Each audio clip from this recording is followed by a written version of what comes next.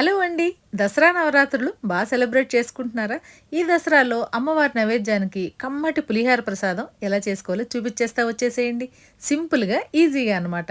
Rice పొడి పొడిగా వండేసుకుని ఇలా ప్లేట్‌లో వేసి చల్లారబెట్టేసుకోండి. ఇప్పుడు నూనె వేడి చేసుకుని అందులోకి కాసిన్ని పల్లీలు, పోపు దినుసులు వేసి పోపంతా కొద్దిగా వేగాక అందులోకి కమ్మటి ఇంగువ మరి కాస్త వేసేసుకుని పోపు వేగాక అందులోకి కరివేపాకు, పచ్చిమిర్చి గూడా వేసి కొంచెం చిటపటలాడాక కొద్దిగా పసుపు వేసి ఈ పోపంతా రైస్‌లోకి వేసేసేయండి. ఇప్పుడు చింతపండు పులుసేస్తా అనుకుంటున్నారు గదా! కాదండి. ఇందులోకి పులిహార పొడి వేస్తున్నా.